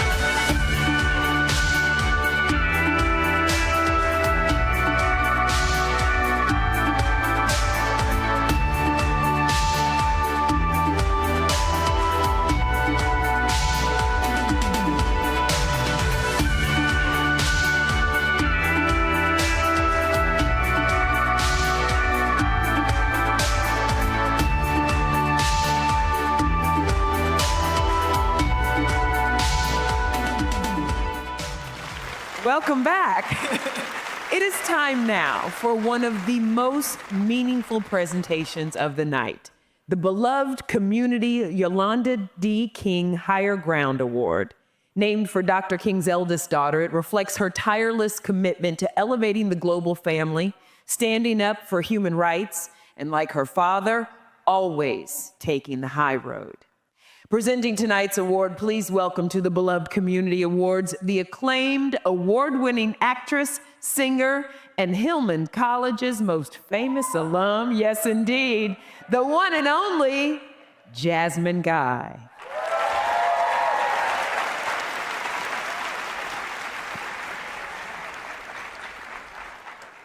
Hey, Atlanta. What a beauty. I think she was a dancer. I'm here, and it's truly my sincere honor because I do know this person, an actor, an activist, a North Star to every woman who ever picked up a script short across the stage or emoted into a camera lens. The one and only Jenifer Lewis.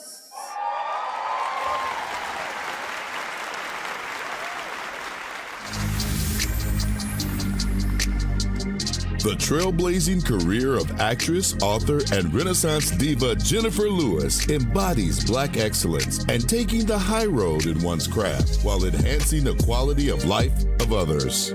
Throughout 5 decades, this triple threat of stage, screen, and television has entertained and inspired us. We honor her tonight as a symbol of perseverance, resilience, and, in the legacy of the King family, always having the courage to speak truth to power and keep it 100. Born in suburban St. Louis to a nurse's aide mother and factory worker father, little Jenifer caught the performance bug early on, singing in the church choir at age 5 and holding it down for the Kinloch High School cheer squad. But the small town girl was Broadway bound. Jenifer quickly added a splash of color to The Great White Way with roles in the Eubie Blake Review, Eubie, and Workshop, the legendary role of Effie White in Dreamgirls, leading to her acclaimed one-woman show at New York's Public Theater, The Diva is Dismissed. Jenifer's no-nonsense fierceness jump-started her prolific film and television career, earning her the title The Mother of Black Hollywood. Known for her Make It Plain matriarchs, including her NAACP-nominated roles as the mother of Angela Bassett's Tina Turner in What's Love Got to Do with It, Whitney Houston's mom in The Preacher's Wife, and her iconic turn as Ruby Johnson on the Golden Globe and Peabody Award-winning sitcom Blackish. Jenifer's committed to candidly sharing personal life struggles to empower others, from dealing with bipolar disorder to her near-fatal fall from a balcony while on vacation in the Serengeti through a grueling 9-hour surgery. Nevertheless, Jenifer persisted, and she's equally committed to political activism in a quintessentially Jenifer way. Jenifer Lewis, a versatile artist who continues to seek higher ground.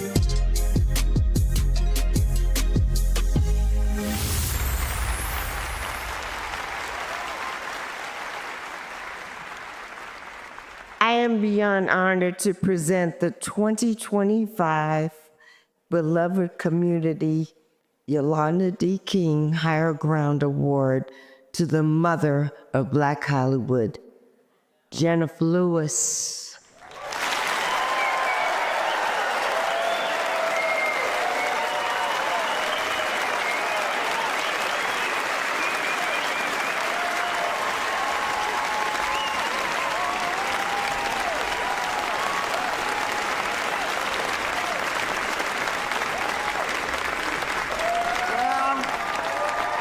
You might want to make a little more noise than that. Because, honey, I will walk out of here and get on a flight. You can sit down now. Hi, everybody. Oh, my God, it's so good to be here. I was so moved. Okay, I'm gonna try not to cry. Okay, let me just do the speech. I was told that my acceptance speech should be 1 minute and 30 seconds. That's not going to happen. I will be up here for approximately 1 hour and 30 seconds. I would like to humbly thank the Martin Luther King Jr. Center for Nonviolence and Social Change for presenting me with the Yolanda D. King Higher Ground Award. You know, I had the privilege of singing at Yolanda's memorial in Los Angeles. And we were, you know, passing friends. And every time I'd see her, I'd go, Yolanda, Dr. King daughter. Yolanda, Dr. King daughter. She'd look at me like I was a fool. I loved making her laugh. And of course, I'd like to thank Dr. Bernice King. You know, when she called me about this amazing award, I told her I would do my best not to use profanity tonight.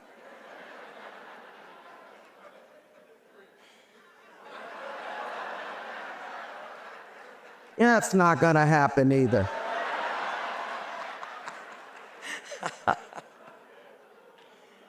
All kidding aside, ladies and gentlemen, I have a testimony to share. In November 2022, I fell 10 feet off an unsecured deck of my hotel room in the middle of the Serengeti Desert into a pit of wild animals, fracturing a socket in my right hip bone called the acetabulum. You see, I'm cussing already. The ass. I literally broke my acetabulum.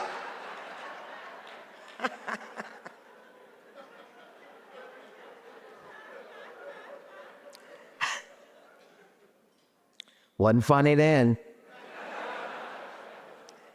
The Maasai warriors of Tanzania rescued me, and Doctors Without Borders air-vac'd me to Nairobi, Kenya, where I underwent a 12-hour surgery, 3 blood transfusions, and 6 nights in ICU. Now, 4 days before this happened, I was privileged to go into Nelson Mandela's prison cell in South Africa. I actually got mad when they told me I could go in, because that told me that anybody with money could go in there. And I didn't like that. I'd been there before and it was closed. But I went in and I sat on his bed and I was determined not to cry. But I did.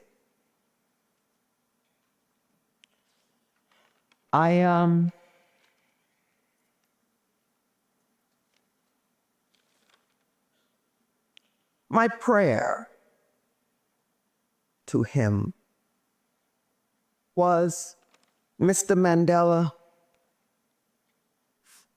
however many years I have left, I want to ask you to guide me. Little did I know he would follow me all the way to the Serengeti and push me off that deck.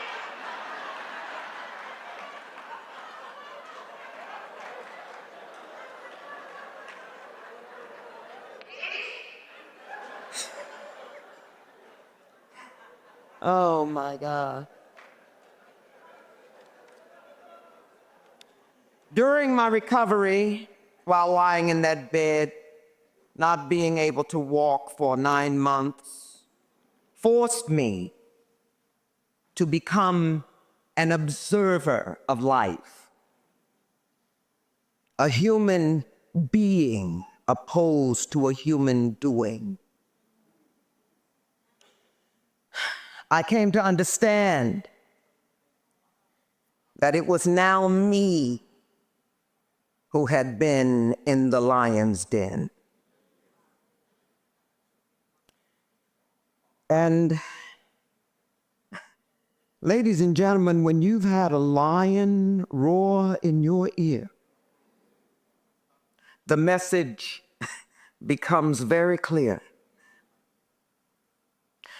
Miss Lewis, now you will sit down. You will listen. You will pay attention. And you will do the hard work, because the world will need more leaders who are unafraid to die. In my travels, one of my favorite things to do is hiking. I've climbed Mount Fuji in Japan, the Blue Ridge Mountains in Kentucky, Lions Mountain in Cape Town, the Ozark Mountains in Missouri, Santa Monica Mountains in California, and the Flaming Cliffs in Mongolia. Need I say, my legs are strong. Dr. Bernice King, I want you to know that there has not been one time that I have climbed to the top that I didn't think of your father.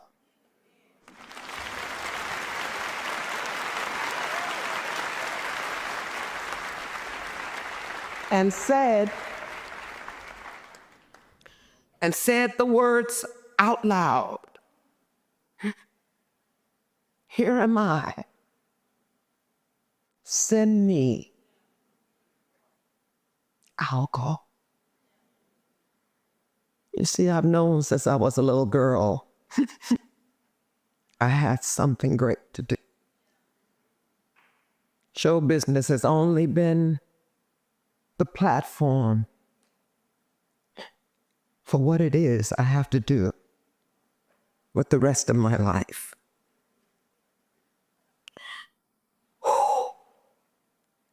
So having now survived the fall,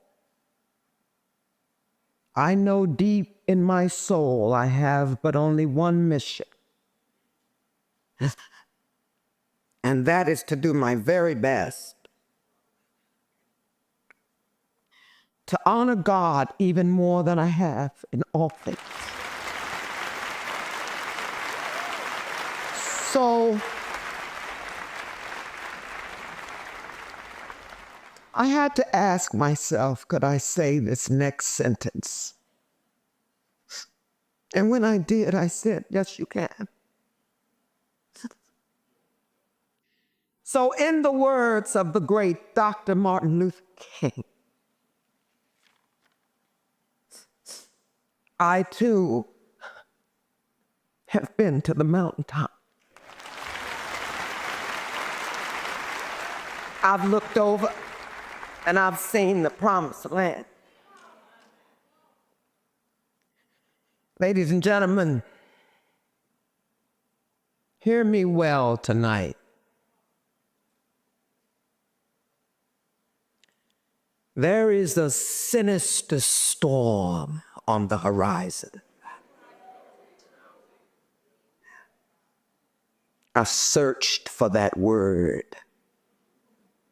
I looked up the synonyms: terrifying, maddening, evil. But then I saw sinister.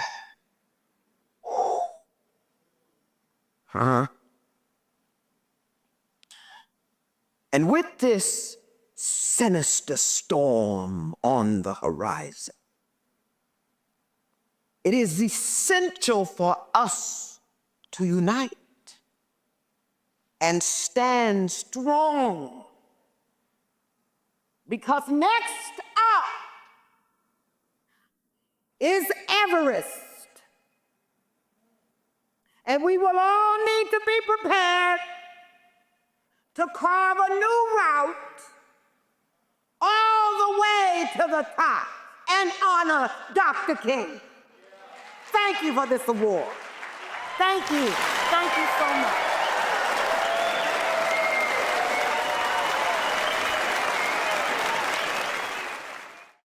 There we go. There's that smile.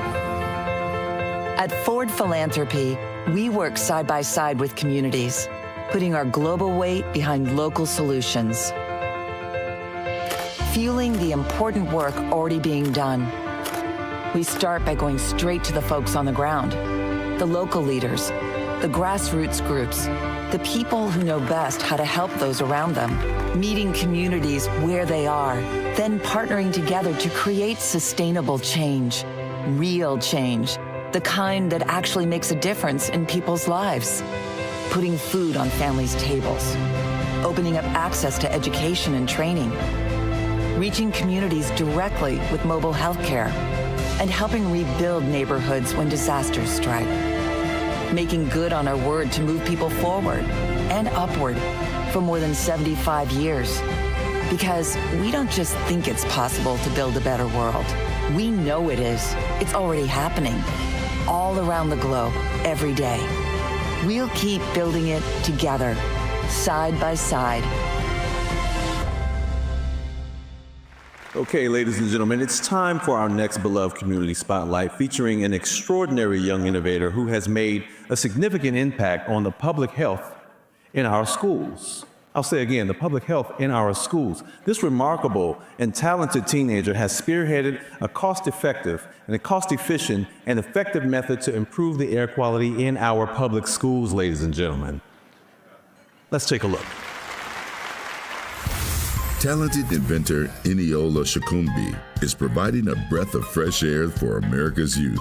This Middletown, Connecticut middle schooler teamed up with scientists to create inexpensive DIY air filters, getting them into the nation's classrooms to ward off viruses from the common cold to COVID.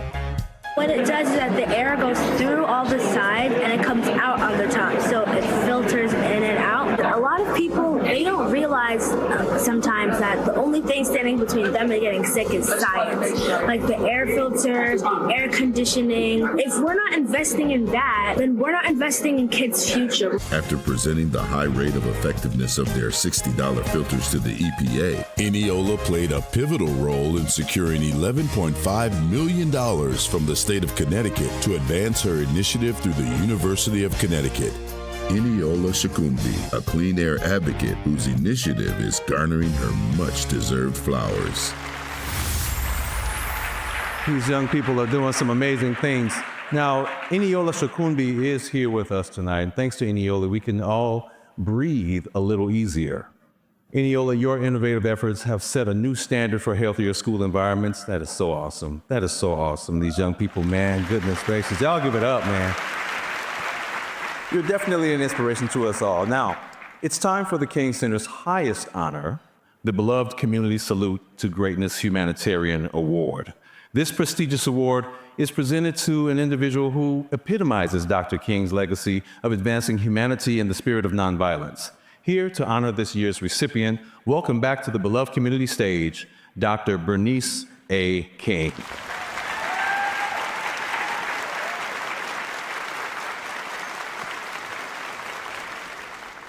Before I present this award, I want to take an executive privilege tonight to recognize my late brother's wife who is with us on tonight, Leah King.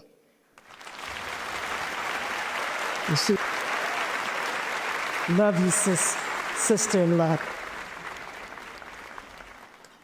Philanthropist and co-founder of Arnold Ventures, Laurel Arnold exemplifies the essence of selflessness. Through her unwavering commitment to donate substantial portions of her financial resources to targeted causes, ranging from education to criminal justice reform, Laura's dedication to fostering positive change and addressing systemic issues reflects the highest ideals of service and compassion.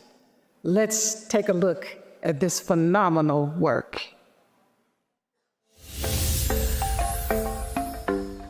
Humanitarian Laura Arnold of Arnold Ventures has rewritten the book on the meaning and methods of traditional philanthropy. After a lucrative career as a mergers and acquisitions lawyer, Laura partnered with her husband John, who after making his fortune as the founder of hedge fund Centaurus Advisors, made the philosophical pivot to divest of wealth and invest in positive global change by starting their own foundation. Giving back became just giving. Divesting of one's wealth has been done before, but Laura's mission possible is connecting philanthropy to her personal philosophies. So we created a filter of thinking through issues that started with identifying a problem in the United States that we thought was a systemic problem that was under-resourced in our view, that was not receiving the attention that we thought it required. By specifically targeting critical issues from education reform for underfunded schools, rising healthcare costs, and inequities in the criminal justice system, Laura and Arnold Ventures are doing more than committing financial resources. In fact, her unique philosophical stance is how money is applied is just as important as how much. We don't believe that, just from a values perspective, we don't believe that dynasties are a good thing. There are more examples of money destroying families than there are examples of money helping families. It's always about creating a better society. It's about creating more sustainable solutions. By creating opportunities for young people to jumpstart their careers, to funding over $80 million in health research and political activism donations, Laura Arnold is putting her money where her heart is. All of us want to leave this country better for our children. And the humanitarian heroism of Laura Arnold and Arnold Ventures is doing just that.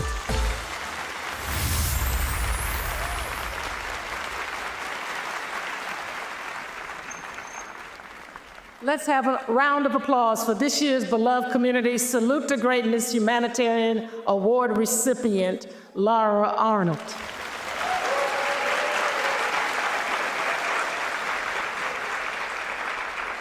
Unfortunately, Laura isn't able to join us this evening, so I humbly accept this award on her behalf.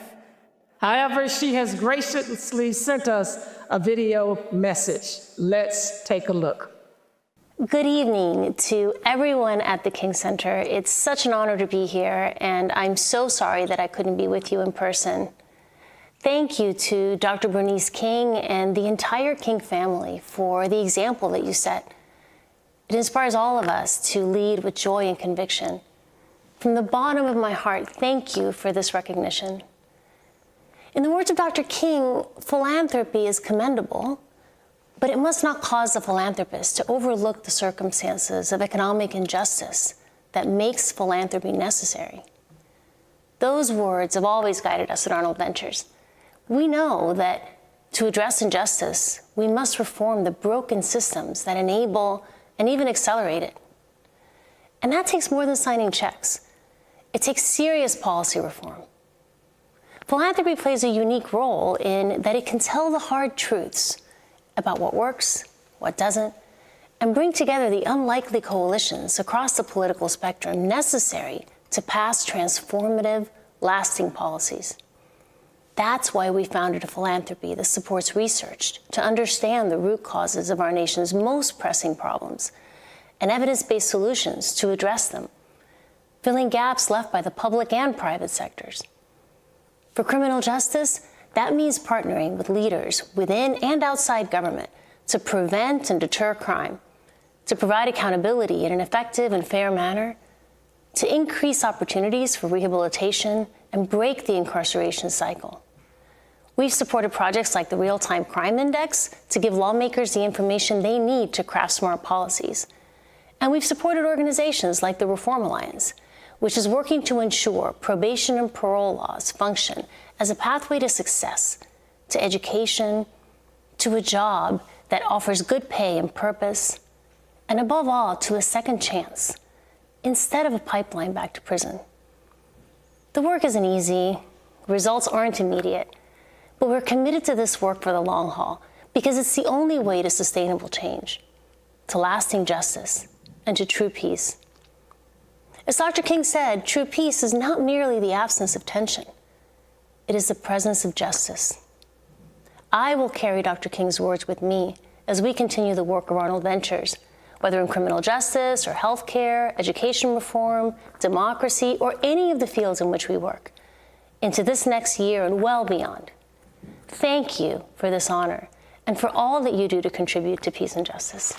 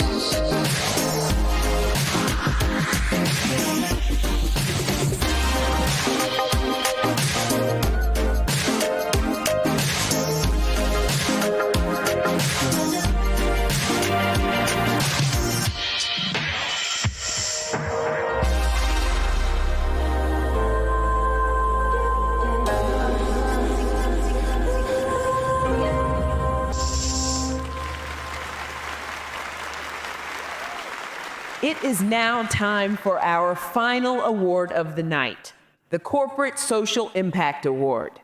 This is presented to businesses that adopt a progressive approach, profoundly impacting the communities that they serve while prioritizing social responsibility over mere profit. Presenting the award is the President and CEO of the WNBA's Atlanta Dream, Morgan Shaw Parker.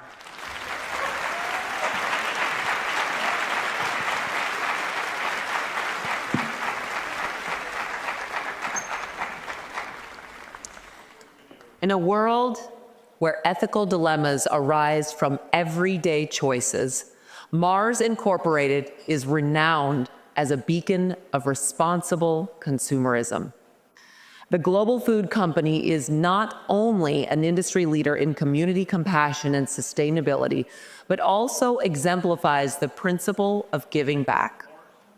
Mars Incorporated's commitment to social responsibility ensures that their impact extends far beyond the bottom line, fostering a sense of trust and goodwill in the community. Take a look. When a company provides consistent quality products for generations, that's to be commended. When said company serves as a model for global corporate responsibility, sustainability, and treating workers as partners with fair living wages, that's Mars Incorporated. For over 110 years, Mars has become synonymous with putting purpose over profit, contributing to the world's resources, and creating a work environment that values diversity and inclusion. Mars recognizes its good business to reflect and respect all cultures. Engagement in over 70 markets with fluency in 40 languages not only builds brand loyalty, it helps to positively impact the planet. Mars works to improve the climate worldwide with cutting-edge research and development teams powered by young tech experts getting in on the ground floor to see and be the change. This is not your grandfather's Snickers bar. Today's Mars Incorporated is forward-thinking, community-conscious, and always in the human family business. Please welcome Anton Vincent, President of Mars Wrigley North America and Global Ice Cream, accepting on behalf of Mars Incorporated.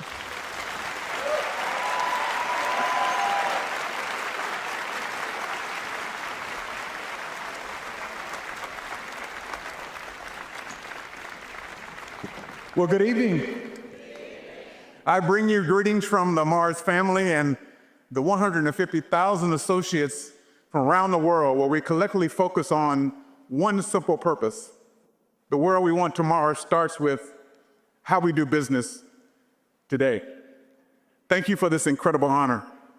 It is both humbling and inspiring to be here today, surrounded by leaders and organizations whose work supports Dr. Martin Luther King Jr.'s vision of a just, an equitable, and a humane world.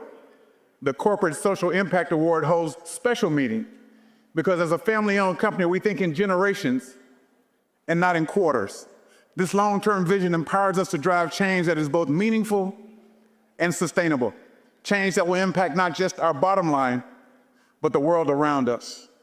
That change starts with our people and our inclusive culture, which encourages associates to take big challenges, to lead with purpose, and to give back to the communities where we live and where we work.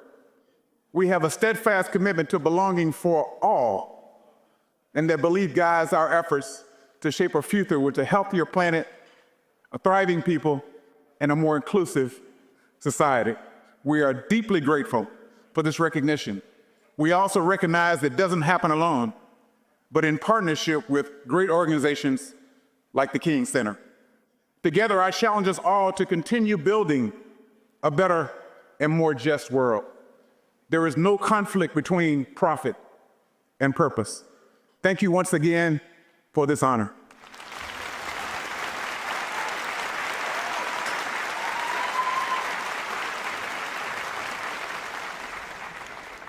It appears that that's a wrap on the 2025 MLK Junior Beloved Community Awards. What a great evening, Nischelle. Yes. Did you learn anything tonight? I mean, I took notes all night. I hope you did too. I think, tonight I was really just moved by how many individuals and institutions are dedicated to continuing the work of Dr. Martin Luther King, ensuring that his dream not only stays alive, but thrives. It's a powerful reminder of the enduring impact that one person's vision can have on the world. And on a lighter note, I also learned that I definitely need to bring some flats in a bag for events like these. How come nobody told me? Yes, ladies, thank you. Yeah, well, that's why Timon has been helping me. I've been tipping all night. Been helping out. I should have brought my formal slides. Okay. But I did wear my flats. Yeah, you. Anyway, they're flat. They're flat enough. I need my flats. But seriously, as we bring this remarkable evening to a close, let's take a moment to really reflect on the incredible stories and achievements we've celebrated here tonight. The spirit of Dr. Martin Luther King Jr. lives on through each and every one of you. It lives through us, y'all. And together, we build community. We continue to build community. And the beloved community has visions. Yes, special thank you to all of our honorees, to our presenters, and to every single person who made this event possible. Yes, give yourselves a round of applause. Your passion inspires us all to strive for justice, equality, and love in our community. So let's carry some of the lessons from tonight forward. And let's remember that each of us has the power to make a difference. And as we've said throughout the night, the easy way to do your part is by texting MLK Give to 44321 and help us keep the dream alive. And also, I can't think of a better way to close us out on an uplifting note than with a joyful noise from multi-platinum Grammy-nominated saxophonist Kirk Whalum. Okay, now for the 2025 MLK Junior Beloved Community Awards, I'm Nischelle Turner. And I'm Timon Durrett. See you next year, everybody. Have a good night. Have a great night.